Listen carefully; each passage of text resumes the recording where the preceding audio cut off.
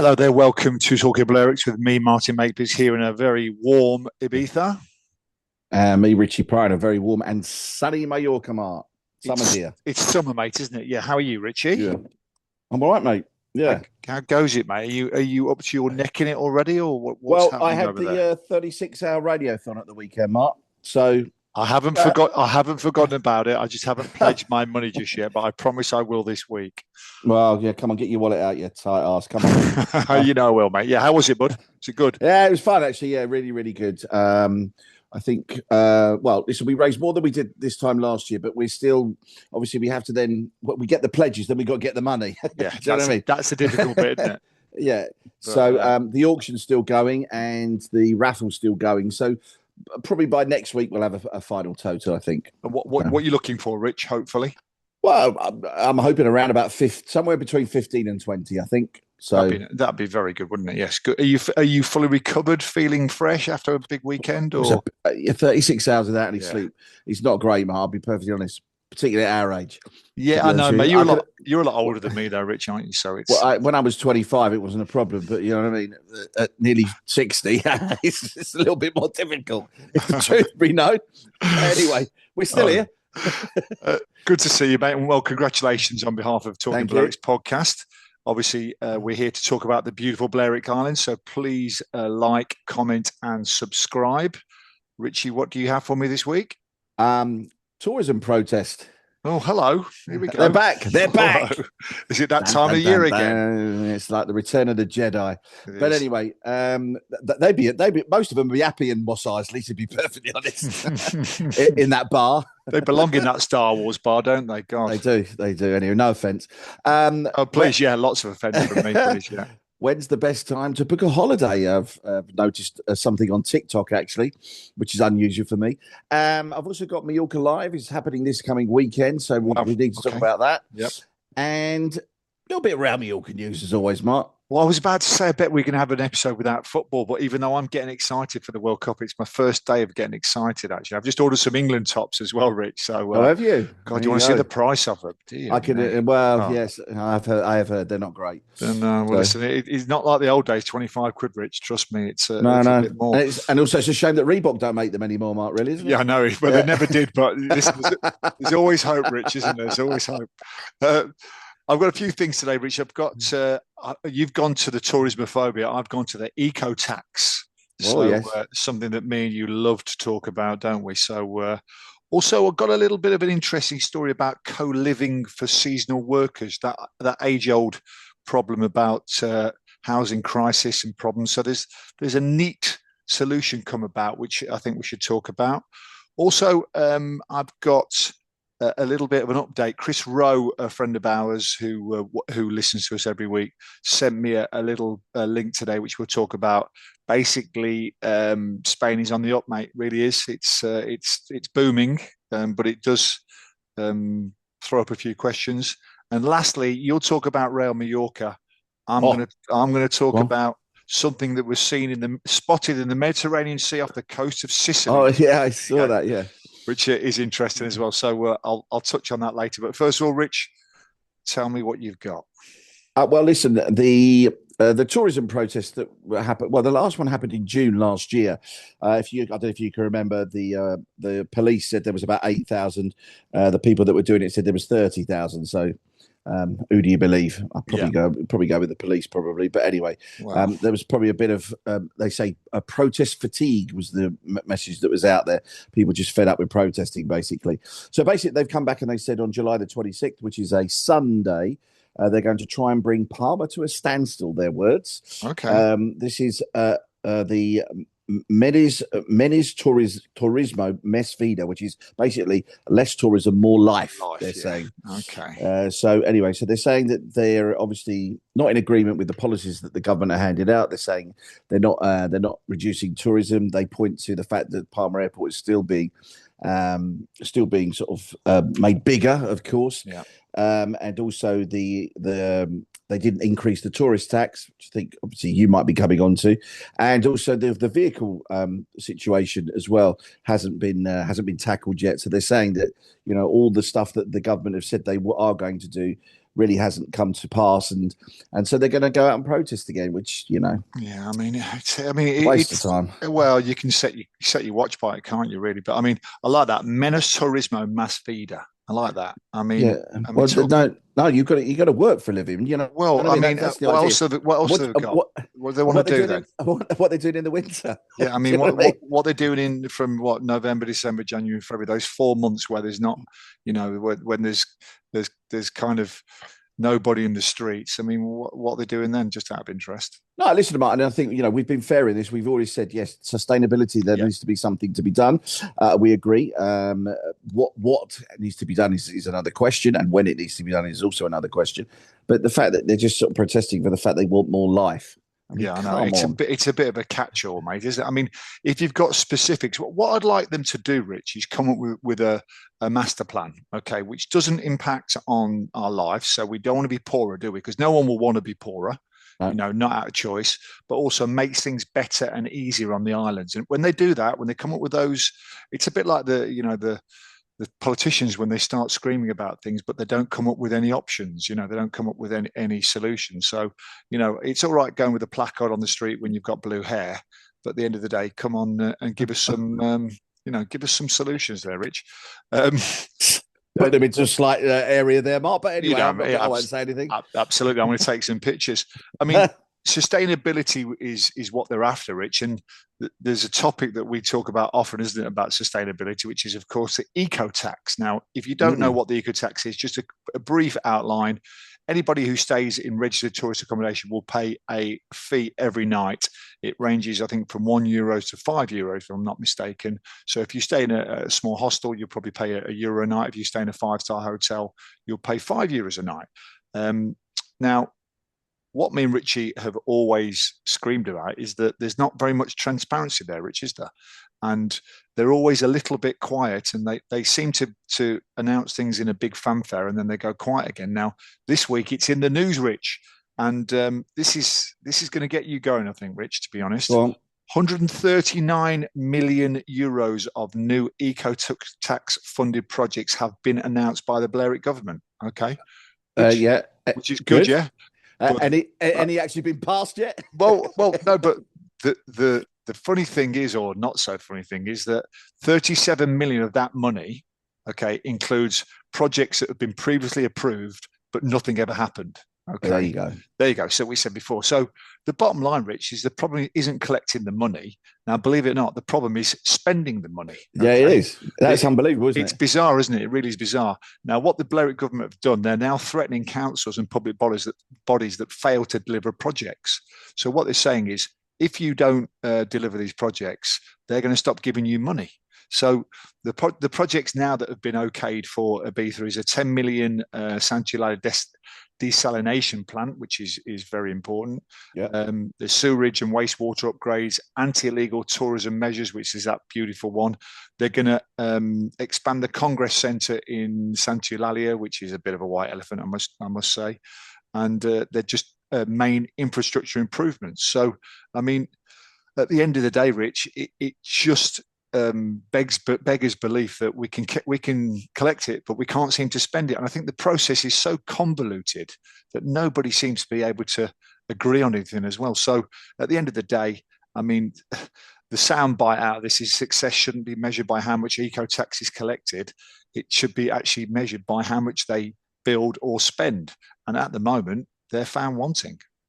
No, totally. And I think we've talked about this before, Mark. I sort of mentioned it, the fact that they collected. I mean, this is going back for quite a long time as well. This is not. You're just talking about in the last year, aren't you? This is the last tranche. I mean, I think last year we had a very similar story, didn't we? I'm sure we're in the region of around about over six. You just said how much? 139. I'm sure we're nearly at 500,000 somewhere. Not half a million, so half a billion somewhere. Yeah. Do you know what I mean? That's in the coffers that hasn't actually been spent or if it has been, well, no, it hasn't been spent. No, it hasn't been spent, Rich. No. But basically that it goes because the projects that they've got haven't actually got the license to put forward, if that makes sense. Yeah, but what they're doing is they come up with these great ideas, but they're not thought through. And as soon as they put the projects, as we know in Spain, to do anything you need a project. Okay, the project takes months and months, or sometimes even years. and it just gets lost in bureaucracy, or it just gets lost in paperwork, Rich. So, I mean, it's a real, and I think your last report was it 500 or 600 million euros just sitting there waiting to be spent? Yeah. I mean, it's absolutely bizarre. Now, what I did, Rich, I did a bit of digging, and I eventually found a website which explains everything, but it wasn't top of Google. It took me about 10 minutes to find it. So they're not actually going out their way to advertise it, are they? So, I think it's a bit of an embarrassment for the Balearic government, and they really need to get on top of this issue. I totally agree. Totally agree. Should we get onto the subject of booking holidays and when is best to book a holiday? This came on. I saw this on TikTok actually. This was a guy called Abs Mikhail, who's he's a TikToker anyway. And you love a bit of TikTok these days, Richie, don't you? I mean, well, I'm not really into TikTok, but my sons do show it to me every now and again. And if there's anything to do with sort of holidays or anything like that, they normally pass it on to me, and I do have a look. I'll be honest with you, but you're depending on the time of day that you book a holiday or a flight or a hotel or whatever, the cost can significantly change.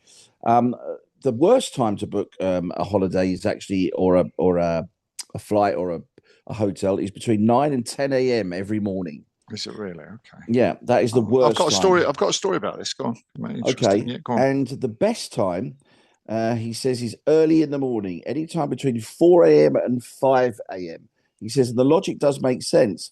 He also highlighted that overnight, the demand obviously, of course, drops off because everybody comes off of Twitter and everything else. And consequently, prices reset to their baseline. As soon as we know, most of these prices are done on algorithms, and when people start getting busy on them, then the price just goes up and up and up. And obviously, the first thing you normally do when you wake up in the morning, or you've had a cup of tea, and then you get onto your phone, and not everybody does this, but quite a lot of people do it. Start looking at holidays or hotels or flights or whatever, and then that all of a sudden that price could be coming up to 30% more expensive. Yeah, that doesn't surprise me at all, Rich. I've got a little bit of a story because, as you know, I'm going back for a funeral to the UK for just one day tomorrow. And I was looking to book the flight back, and it came up at 130 quid one way. It was with TUI. I don't usually book with TUI, but this one's a good flight time, and it gets me back early on literally less than 24 hours later. So it was 120 quid. And I was umming and ahhing, and then I looked at it again, and it went down to 100, then it went down to 80, then went back up to 120. I forgot all about it. Checked the other day. I checked. It was mid-morning. It had gone down to 55 quid, Rich. So the fluctuations were incredible. I mean, I don't think TUI are really the flag bearer of algorithms and fluid pricing. I think that probably goes to Ryanair and EasyJet. But it just shows you that I could have easily booked it 129 quid a few weeks ago. But I thought, no, listen, I'll wait, because I did have a flight with Ryanair for 20 quid anyway. So, but this other one's better. So, you really do. And it's like what they say when you book holidays as well, Rich. If you want to come over Thursday, Friday and go back Sunday, or whatever, you're paying through the nose. More expensive, yeah. Of course it is. However, if you want to come over on a Monday or a Tuesday and go back on a Thursday or a Friday midweek, it's probably half the price, Rich. So yeah, it depends if you cash rich and time poor, or vice versa, Rich. It really is exactly. Also, leading on from that, Rich, there was a report on the BBC today. My friend Chris Rowe sent it to me about Spain's. Basically, we're at record levels, Rich. Obviously, with what's happening in the Far East, it's really impacting the Mid East, not the Far East. Sorry, mate. You're right. Middle East. Yeah, I apologise. Middle East. What's happening there, and also Greece and Turkey look to be busy, but not as busy as Spain. So bookings are really, really on the up. And basically, Spain is going to have a record year. Now, do we say this every year, Rich? I mean, I think we probably do, don't we? There's probably a few years when it slacks off for whatever, for exterior reasons. But that would cheer up the protesters. Oh yeah, I don't know. Can you show that headline to the blue-haired lady with a placard, with a placard saying "Tourists go home, please," or in other words. But the bottom line is, Rich, is how many years can we have a record year? Because the problem isn't booking holidays; it's capacity, isn't it? I mean, how many holidays can we actually cover? Because we've talked about this. It's all about spreading it over the course of the 12 months, isn't it? That's what it is. Listen, Rich, in an ideal world, I would agree with you, but everyone wants to come away in peak season, don't they? Listen, let's take our friends, for instance. Do you have any friends of yours who want to come over in January out of interest? Not really, no. No, I'll tell you mine. Zero want to come over in January. Do you have any of your friends who want to come over in August? Well, actually, August is normally too hot for most people. I'll be honest with you, because if I tell them, look, it's going to be about 40 degrees, they go, "Oh no, I'm not coming." Yeah, Then no. quite a lot come in September. Actually, I'll be Yeah, honest. September, but I mean, you can see the point I'm trying to make, Rich, can't you? I mean, Well, yeah. it's all right. If they haven't got kids, if they've got kids, obviously July and August. But Yeah, yeah, I mean, but it's all right to say they need to spread it over. But people like to come when it's hot. I mean, we all know that June's a fantastic month. It's record years. But I mean, the positive out of it all, Rich, is that tourism remains the economic engine of Spain, doesn't it? Jobs, hmm business growth, tax revenues. Don't forget, and it supports literally hundreds of or millions of families. But the negative is, of course, is we've got the housing shortage, traffic congestion, infrastructure stretched every summer. And as you would know, the growing anti-tourist protests across Spain, and this just gives fuel to the fire.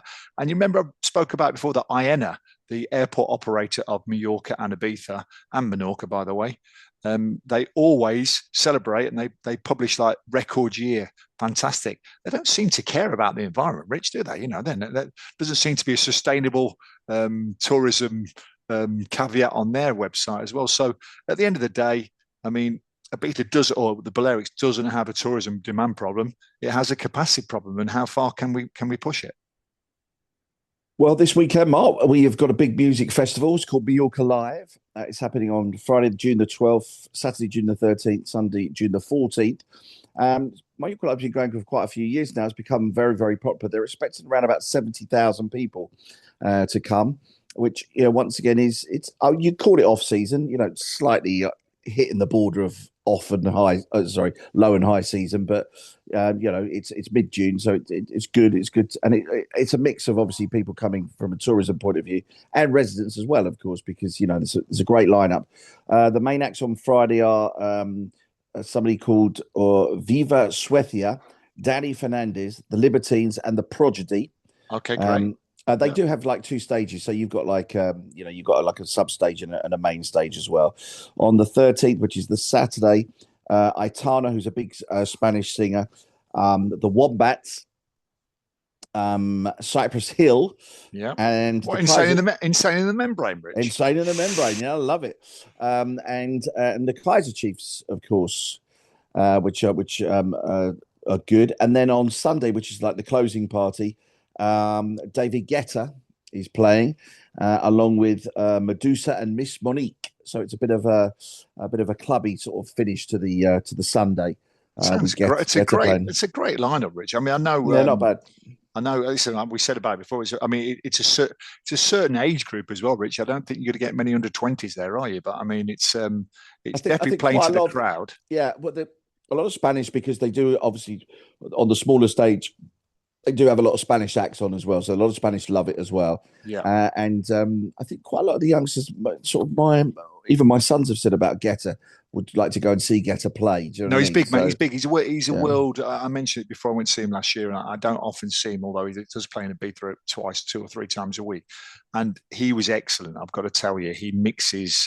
He puts all those 80s tracks on and all the 90s tracks, and he really mixes it up, Rich. And he's your lads will like him a lot as well. So, and do you know how many people are coming over for it, especially, Rich?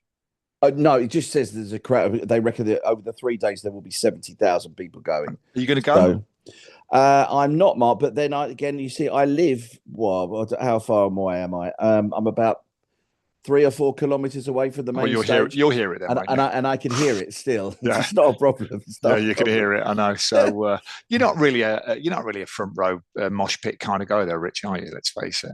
No, listen. I went to ACDC in Madrid, but we were fairly near the back in the seating area, of course. Yeah. Although not that we sat down, to be honest. Let's face it. I was Angus. I was Angus on that. Okay. Brilliant. Yeah, they were great. They were great. So I wouldn't have actually, to be honest, I wouldn't have minded seeing Kaiser Chiefs actually. Kaiser Chiefs. Yeah, I've seen them in Ibiza Rocks. I saw them at Mallorca Rocks. Yeah, I did see them at Mallorca Rocks years ago. So, yeah, the World Cup starts as well, but that's the only other problem. Well, we know where our prize is going to be, don't exactly. Don't we? So, we talked about the sustainability of the islands, and you talked about the protests as well. I mean, it's that age-old problem, Rich. It's living, isn't it? I mean, we talk about it every week. I mean, ad nauseum, but unfortunately, it presents itself literally daily in the press and daily over here, because with the immigrants problem, the housing, the homeless problem that we've now got as well. But there's been a novel new idea in Ibiza town. Now, I got an email the other day from a lady talking to me about whether we can do whether you can build units for people to stay in. And I said, I don't think that's possible. And then today I read in the paper that there's a new co-living development being built in Ibiza town, which is 18 studios of 25 square meters each, which, it's 25 square meters because all you're going to have is a bed and a shower and whatever. But the thing about these, mates, is they're being built out of timber. Okay. Now, they reckon that it's very much more quick process. They'll have them up in a few months. There's kind of the self-contained studios with kitchens and bathrooms, shared communal areas, and developers say demand is already very strong for completion. And these are specifically for seasonal workers, by the way. They're not to sell. They're specifically for seasonal workers. It's a company that has developed this innovation. Now, the fact that we're actually talking about 18 timber-built studios will just tell you how desperate the situation is, Rich. Yeah, because normally it wouldn't even register anywhere else in the world. But at the end of the day, is it innovation? Is it desperation? But it is better than people living in the cars, isn't it? Really. So, and like that. So it's a novel new way of approaching the idea. I'm all for it. I think we need to build temporary accommodation for seasonal workers. We're going to have to find a cheap way of doing it through planning, through the urban planning rules. We're going to have to do it, Rich, and the big employers are going to have to stand up and pay for it because and include accommodation in their package because it's the only way. I can't see any other way it happening because the government said they're going to do it, but they're not, mate. They might build 200 houses or 300 houses, but we're talking about an island here with 165,000 people, and you've got Mallorca with 1 million people, so it barely touches the edges. So I think it's a novel way of doing it. I mean, at the end of the day, have we solved the housing crisis, or we just started adapting to it? I don't know. And listen, I don't mind it. I think it's quite a good idea, and obviously using wood rather than bricks and everything. Slightly, does it make it more sustainable? I don't know. Yeah, I think it does, Richard. And you've got to worry about the weather in the winter because it was seriously bad this winter. But then they won't be using them in the winter. I take exactly. It, yeah, I believe so. But I'm always concerned that they say it's for seasonal, then they get a big offer all year round, and away they go. So, but, as I said, it's just a new way of approaching it, and I think that's the key question here, Rich, or the key subject that we need to talk about is new ways of approaching the problem and solving this issue. Because if we carry on doing what we've always done, it's not going to happen, is it? Nothing's going to be solved. So I'm all for it. Bit of Real Mallorca news, Mark. Go on. Well, obviously, transfer is the way trying to get rid of the big players, the boys that are on the big wages, and of course, because they don't want to play in obviously Segunda Division. So it looks like Mariki's off to Fenerbahce for about 18 million. Okay. Just waiting for the. It's not a bad price at his age, mate, is it? That's decent. Decent business for Mallorca. I think we paid him about 6 million. He has played in Turkey before, actually. Yeah. And when we signed him, he'd done a season in Italy. So yeah, good money. They're just waiting for the presidential elections at Fenerbahce to sort of die down a bit. Same as Real Madrid, then. Same as Real Madrid, exactly. So same sort of thing. So it looks like he's off. Also, Pablo Maffeo is going to Olympiacos. Johan Mojica is going to a club in Brazil. It's not confirmed yet, but that's what I've heard on the QT. And they're trying to tie down Pablo Torre. Pablo Torre is a player that we signed for Barcelona. So, but Barcelona retained 50% of his rights. So that means obviously they'll get a sell-on fee exactly. So and he did have a clause in his contract if they got relegated, then he would be able to move on. I think Dimichelis would like him to stay on with Darder, who we know has signed, and also Morlanes, who said he wants to stay as well, because those three in midfield will make a great midfield, to be perfectly honest. That's the rumours I've heard so far.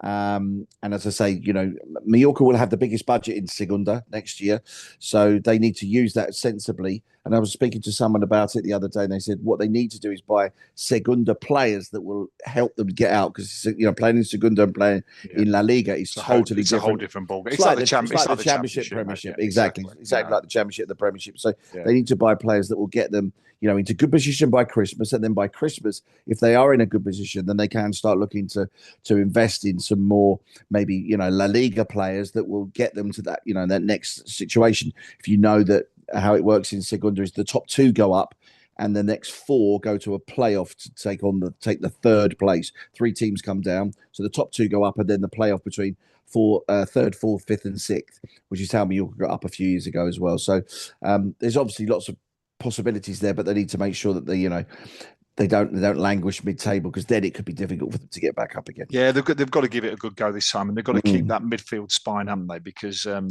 defensive Muriqui spine was always going to go, mate. And also you've got to cash in on him anyway. I mean, interested that there's no La Liga clubs coming in for him, Rich. I think that tells you a little bit, doesn't it? Well, I think we talked about this last week. I think there was a talk that Barcelona might take him as their second striker, but I think if he has the option that. Well, I mean, listen, if Barcelona come calling, are you going to turn it down? But I think if he's first dibs in at Fenerbahce, he's probably going to be on some good money. I imagine that's probably where he's going to go.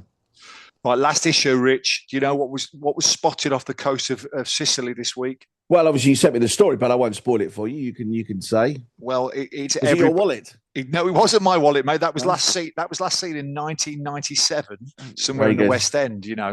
But no. It's every swimmer's nightmare, and anybody about my age, so anyone born like in the early 70s, you grew up with this film, which sends shudders down your spine. So off the coast of Sicily this week was spotted first ever underwater great white. I'm going to let me do that again. First ever. Easy for you to say. Spoiled that. Done it again there. Spoiled that, didn't I? First ever underwater footage of a great white shark, Rich. Wow. So it was filmed. They've seen some on the surface before, apparently many years ago, but it's the first time you've ever seen it underwater, and some divers got it. Obviously, social media panic ensued. However, the funny thing is, Rich, the scientists are celebrating. They think this is a fantastic thing that they've seen, because great whites in the Med are endangered species. So, and it's really rare to be filming one. So it's now international news. So the Mediterranean is one of the most heavily used seas in the world, as we know. It's overfishing, and environmental pressures have damaged it over time. So that all the scientists are cock a hoop. I'm not sure if I was swimming off the coast of Sicily and I saw a great white, Rich, I would be cock a hoop. But at the end of the day, there are other things in the sea, I suppose, you need to worry about as well. So I mean, it's a nice headline when they're happy and the swimmers aren't. But just imagine if one was spotted off the coast of Mallorca or Ibiza tomorrow, Rich. Imagine that, God. And yet the marine scientists would be celebrating, saying this is a great day for humanity, and the rest of us would never be swimming for the rest of the season. So, I mean, the story there is that there isn't a shark. The story is there that there's so few of them left that it's become global news. So, shark in the water in the Mediterranean. There you go. Be careful where you're swimming. Well, just one thing I want to say quickly before we finish today. Go on. We about 4:00 in the morning on the radio, thought me and Des Mitchell were having a bit of fun on songs and how old they were and when they came out. I just want to play you one song. I don't know if this will come out on the microphone. I hope it does. Just to see if you can guess how old it actually is. Go on. Can you hear that? Can't hear it, Rich. You can't hear it. Put it on speaker. It's on my speaker. I can hear it now. Do it now. Go on. Oh, you can. Oh, wait, hang a minute. So I need to go back because it's cut to another song. Hang a minute. Yeah. So, can you hear that? No. Tell me the name of the song, and I'll tell you what year it was. Okay, Living Joy and Dreamer. I reckon that was 82. 82. So how you need to tell me what year was that then? 82. Yeah, how many years ago was that? That would be 43 years ago now. 43 years ago. 82. Yeah. No, it's actually 33 years. No, sorry, 33 years ago. Yeah, 92. Yeah, that'd be right, wouldn't it? Yeah, 92. Oh, wait a minute. No, you make up your mind. No, you're right, mate. No, I went 10 too high, but yeah, in Living Joy, 33. The scare. I saw some scary stats the other day, Rich, about where we're at the moment, and you don't even want to think about it, Rich, because time is just flying so much. So well, we went through about 10 songs, and we sort of and they were banging tunes, and you're going, no, seriously, that is 30 odd years ago. Unbelievable, some of it. Yeah, Rich, we came to Ibiza 36 years ago, Rich. So Mallorca 36 for you and 35 for me. So time really is banging on, Rich. And so are we. That's unfortunate about it. Well, Do you no, know what I no. mean? Well, listen. Luckily, with my little procedures, I'm hanging on to Your you. procedures. Yeah, yeah. Well, I'd have a look. I would have a chat with the doctor if I were you. Yes, I'm asking for my money back. That's for sure. Rich, always a pleasure, mate. Good to see you, Mark. And good to see you, buddy. Take care. Have a good week. And you, mate. Take care.